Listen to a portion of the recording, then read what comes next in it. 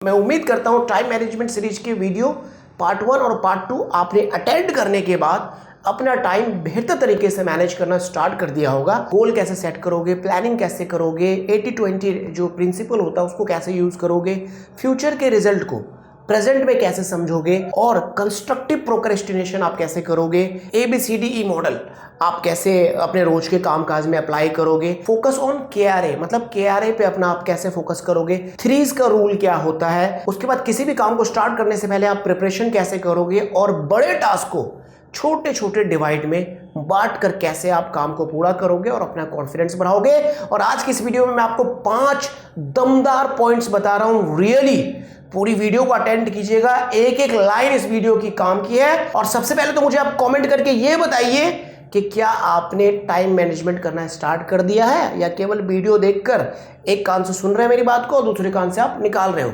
जल्दी से पहले तो कमेंट करके बताइए कि क्या आपने टाइम मैनेजमेंट करना स्टार्ट कर दिया है। चलिए आइए आगे बढ़ते हैं अब हम लोग। पॉइंट नंबर 11, मैं 11 इसलिए बोल रहा हूं क्योंकि ऑलरेडी मैंने 10 पॉइंट्स डिस्कस कर दिए हैं। पार्ट 1 पार्ट 2 में अटेंड कर लो ताकि चीजें और बेहतर तरीके से आपको समझ में आ जाए। Point number 11, enhance your capacity मतलब अपनी कैपेसिटी को आप बढ़ाओ। देखिए कैपेसिटी का मतलब ये होता है कि आप जिस काम को कर रहे हो उस काम को और बेहतर तरीके से करने के लिए आपको अपनी कैपेसिटी बढ़ानी चाहिए। अगर आपकी कैपेसिटी नहीं बढ़ेगी तो आप अभी जो नए नए चैलेंजेस आ रहे हैं काम करते समय, और अभी जैसे मार्केट चेंज हो रहा है, बहुत तेजी से टेक्नोलॉजी चेंज हो रही है, ठीक है, अगर आपने अपनी कैपेसिटी नहीं बढ़ाई तो आप चैलेंज का सामना नहीं कर पाओगे और आपकी प्रोडक्टिविटी घट जाएगी। ठीक है, तो आपको अपनी कैपेसिटी बढ़ानी है किसी भी काम को करने के लिए। देखिए काम में टाल मटोल होता है कैसे है, मैं आपको बताता हूं। जैसे आप किसी काम में हाथ लगाते हो और वो काम आपको सही तरीके से करना नहीं आता है, ठीक है, तो आपका मन क्या कहता है, चलिए यार बाद में देख लेंगे, चलिए यार बाद में देख लेंगे। और जैसे ही आपने सोचा कि चलिए यार बाद में देख लेंगे तो यहीं से आपने क्या कर दिया, टाल मटोल स्टार्ट कर दिया। और जब एक बार आपने टाल दिया तो वो काम फिर टलता चले जाता है। और ये जो टलने की वजह है मतलब जो आप काम को टाल रहे हो उसके पीछे का वजह क्या है कि वो काम आपको करना नहीं आता है। अब जरा आप सोचिए कि अपनी कैपेसिटी को आपने बढ़ा लिया लर्निंग करके, तो आप उस काम को बहुत ही अच्छे तरीके से कर लोगे और आपकी तरक्की भी फिर निश्चित हो जाएगी। एक बात आपको ध्यान रखना है, अगर आप टाल मटोल करते जाओगे, स्किल नहीं सीखोगे तो आपका प्रमोशन भी टाल मटोल होता चले जाएगा। प्रमोशन आगे आगे और आप पीछे पीछे भागोगे और ऐसे ही चलता रहेगा। और एक दिन ऐसा आएगा कि आपकी सैलरी नहीं बढ़ेगी, बस एज बढ़ जाएगी। ठीक है, एज बढ़ जाएगी। मेरी बात को माइंड में सेव कर लीजिए, जो बातें मैं बोल रहा हूं प्रैक्टिकल बातें हैं। एक बात आपको कभी नहीं भूलनी है कि अगर आप अपने आप को बेहतर नहीं बना रहे हो तो इसका मतलब आप खुद को बदतर बना रहे हो, खुद को बेकार बना रहे हो। क्योंकि आज जो आपके पास में ज्ञान है, आज जो आपके पास में नॉलेज है, आज जो आपके पास में स्किल है, कल वो पुरानी हो जाएगी या बासी हो जाएगी। क्योंकि हर दिन टेक्नोलॉजी और मार्केट के में जो काम करने का तरीका है वो चेंज होता जा रहा है। इसलिए अपनी कैपेसिटी बढ़ाइए, ज़्यादा प्रोड्यूस कीजिए और ज़्यादा सैलरी पाइए और अपनी फैमिली के साथ एंजॉय कीजिए। क्योंकि फैमिली के साथ आप एंजॉय तभी कर पाओगे जब ऑफिस का टारगेट आप पूरा कर पाओगे। ठीक है, मैं आपको एक बात बताता हूं जो कि बहुत ही सच है। असली स्टडी जो स्टार्ट होती है वो होती है कॉलेज के बाद। कॉलेज में आप जो भी स्टडी करते हो वो थियोरेटिकल होता है। जैसे ही आप दुनिया में एंटर करते हो, मतलब मार्केट में आप जैसे ही एंटर करते हो, फिर आपकी एक्चुअल स्टडी स्टार्ट होती है जो कि लाइफ लॉन्ग चलती है। मतलब आपको अगर लाइफ में तरक्की करनी है तो आपको लाइफ लॉन्ग स्टूडेंट बनने के लिए तैयार रहना पड़ेगा। मैं आपको 3 बातें बता रहा हूं, ध्यान से सुनिए। आप अपनी कैपेसिटी को कैसे बढ़ा सकते हो। सबसे पहला काम आपको ये करना है, 1 आवर आपको डिसाइड करना है। 1 आवर रोज आपको स्टडी करनी है। बुक पढ़िए आप, या फिर आप मैगजीन पढ़िए अपने काम से रिलेटेड। अगर आप सेल्स में हो तो पिच कैसे तैयार करना है, कस्टमर्स को कैसे आपको पहचानना है, रैपो कैसे आपको जनरेट करना है, उसके बाद आपको फॉलो अप कैसे करना है, रेफरेंस आपको कैसे लेना है, और नए नए कस्टमर्स को किस तरीके से आपको फाइंड आउट करके डील क्लोज करना है। इससे रिलेटेड आप 1 घंटे स्टडी कर सकते हैं। अगर आप एचआर में हो तो एचआर से रिलेटेड, हायरिंग प्रोसेस से रिलेटेड अपने आप को कैसे बेहतर बना सकते हो, 1 घंटे की स्टडी करनी। मतलब आप जिस भी फील्ड में काम करते हो उससे रिलेटेड 1 घंटा स्टडी आपको रोज करना है। आंधी आए तूफान आए इससे कोई फर्क नहीं पड़ता, 1 घंटे की स्टडी आपको रोज करनी ही करनी है। अपने माइंड में इस बात को आप सेव कर लीजिए। दूसरी बात, आपको सेमिनार, वर्कशॉप और कोर्सेज अटेंड करने हैं अपने फील्ड से रिलेटेड। जैसे मान लीजिए कहीं पर 1 दिन का सेमिनार हो रहा है, जाइए सेमिनार अटेंड कीजिए। कहीं पर वर्कशॉप हो रहा है 1-2 दिन का, जाइए वर्कशॉप अटेंड कीजिए। कहीं पर कोई कोर्स हो रहा है, मतलब ऑफलाइन कोर्स है या फिर लाइव कोर्स है या ऑनलाइन कोर्स है, आप कोर्स ज्वाइन कीजिए अपने फील्ड से रिलेटेड। यहाँ पर अपना टाइम और पैसा जो आप खर्च करते हो ना, ये आपको 1000% देगा भविष्य में अपने रिजल्ट को बेहतर बनाने के लिए। देखिए, रिजल्ट आप बेहतर तब लेके आ पाओगे जब अंदर कुछ होगा आपके माइंड में, ठीक है। और तीसरी बात, आप जब भी सफर करते हो तो ऑडियो कंटेंट कंज्यूम कीजिए। बाइक में सफर करते हो तो उस समय कंज्यूम मत करो, लेकिन अगर कार में आप सफर कर रहे हो या फिर आप बस में सफर कर रहे हो तो आपको ऑडियो कंटेंट कंज्यूम करना चाहिए। अगर आप ऑडियो कंटेंट कंज्यूम करेंगे तो पता है क्या होगा, इससे आपका टाइम यूज होगा। कहा जाता है कि एक आदमी एवरेज 500 से 1000 घंटा साल में ट्रैवल करता है और अपनी जर्नी में स्पेंड करता है। मैं बाइक की बात नहीं कर रहा हूं, मैं कार और बस की बात कर रहा हूं। और अगर आप एयर से ट्रैवल करते हो तो एयर की बात भी इसमें शामिल हो सकती है, ठीक है। तो आप को 3 बातें याद रखनी, 1 घंटा रोज आपको स्टडी करनी, बुक से कीजिए तो ज़्यादा बेहतर रहेगा। दूसरा, जहाँ पे भी वर्कशॉप हो या सेमिनार हो, जब जब आपको टाइम मिले और स्पेशली आप टाइम मैनेज करके आप सेमिनार, वर्कशॉप, कोर्स अटेंड करो, ठीक है। तीसरी बात, अपने फील्ड से रिलेटेड आप ऑडियो कंटेंट मतलब जहाँ आपने हेडफोन लगा लिया और जो एक्सपर्ट होते हैं उनसे नॉलेज आप लेते रहिए, और जो भी नॉलेज आप ले रहे हो इसको अपने काम में इंप्लीमेंट कीजिए, तो डेफिनेटली आपका रिजल्ट बहुत ज़्यादा बेहतर हो जाएगा, ठीक है। अब समझिए पॉइंट नंबर 12, जो आपकी एक्सपर्टीज़ है, मतलब जिसमें आपको मास्टरी हासिल है, आप उसका फ़ायदा उठाइए। देखिए, मान ले आपके पास में घर नहीं है, आपके पास में जॉब नहीं है, आपके पास में टीम नहीं है, आपके पास में बैंक बैलेंस नहीं है, लेकिन आपके पास में अगर काम करने की स्किल है तो आप इन सभी चीज़ों को वापस क्या कर सकते हो, गेन कर सकते हो, वापस हासिल कर सकते हो। इसलिए आपको अपने मास्टरी का फ़ायदा उठाना चाहिए और अपने मास्टरी को और ज़्यादा बेहतर करनी चाहिए। मास्टरी को बेहतर करने का मतलब यह है कि आपको किसी एक काम में बहुत ही ज़्यादा एक्सपर्ट होने की ज़रूरत है जो आपकी इनकम में पॉजिटिव इफेक्ट डाले। इसलिए आप अपने आप से पूछिए कि कौन सा ऐसा काम है जिसको करने के लिए आप एक्सपर्ट हो, जिस काम में आपको महारत हासिल है, और उस काम को और बेहतर करने के लिए आप लर्निंग करते रहिए। अब मुझे आप कमेंट करके बताइए कि वो कौन सा एक ऐसा काम है जो आप बहुत बेहतर तरीके से कर सकते हैं। जल्दी से मुझे कमेंट करके बताइए। अब समझिए point number 13, identify your obstacles. अपनी बाधाओं को पहचानिए। बाधाओं का मतलब क्या, कि वो कौन कौन सी चीज़ें जो आपको आगे बढ़ने से रोक रही है। ये जो ऑब्स्टिकल्स है ये इंटरनल भी हो सकते हैं और एक्सटर्नल भी हो सकते हैं, ठीक है। तो जो आपके हाथ में है एटलीस्ट उसको तो आप पहचान सकते हो। मतलब वो कौन कौन सी बातें ऐसी है जो आपको आगे बढ़ने से रोक रही है। हो सकता है वो आपकी हैबिट्स हो सकता है वो आपकी स्किल हो सकता है वो आपका इन्वायरमेंट हो सकता है वो आपका ईगो हो सकता है आपका वो वर्किंग इन्वायरमेंट हो। अब इसको आप कैसे पहचानोगे, आपको एक लिस्ट बनाना है। देखो, बाधाओं को मैं यहाँ पे 2 भागों में बांटकर आपको समझाता हूँ। एक जो नेगेटिव होता है, दूसरा जो नेगेटिव नहीं होके आपकी ज़रूरतें होती है, ठीक है। फॉर एग्जाम्पल, आपकी कुछ बैड हैबिट्स बनी हुई है, तो ये बाधाएं हैं, लेकिन ये कौन सी बाधाएं हैं, ये नेगेटिव बाधाएं हैं, ठीक है। आपको इसको इंप्रूव करना पड़ेगा। हो सकता है आप डिसिप्लिन नहीं हो तो आपको डिसिप्लिन होना पड़ेगा। हो सकता है आप नेगेटिव इन्वायरमेंट में काम कर रहे हो तो आपको इन्वायरमेंट चेंज करना पड़ेगा। हो सकता है कि आपके अंदर स्किल की कमी है तो आपको स्किल बढ़ानी पड़ेगी, ठीक है। ये हो गए बाधाएं, जिसको आप नेगेटिव बाधा बोल सकते हो, ठीक है, नेगेटिव ऑब्स्टिकल्स कह सकते हो।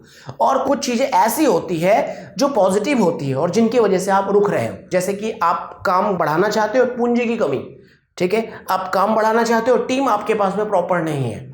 आप काम बढ़ाना चाहते हो, आपके पास में एक्सपर्टीज नहीं है। आप अपने काम को आगे बढ़ाना चाहते हो लेकिन आपके पास में रिसोर्सेज अवेलेबल नहीं है। तो ये क्या होगी, ये बाधाएं तो है लेकिन पॉजिटिव सेंस में है। तो आप यहाँ से इंप्रूवमेंट करना स्टार्ट कर सकते हो कि सबसे पहले जो इंटरनल ऑब्स्टिकल्स है उसको आप सही कीजिए, जो अंदरूनी बाधाएं हैं ये आपके कंट्रोलिंग में है इसको आप सही कीजिए। फिर जो आपकी ज़रूरतें हैं जिसको आप पॉजिटिव ऑब्स्टिकल्स कह सकते हो, जो आपकी ज़रूरतें हैं उसको हासिल करने की कोशिश करके आप आगे बढ़िए। इससे ये होगा कि आप अपने काम को सही तरीके से कर पाओगे और टाल मटोल रुकेगा। ठीक है, बहुत सारी ऐसी चीजें होती है जो आपको आगे बढ़ने से रोकती है, आपको पता लगाना पड़ेगा।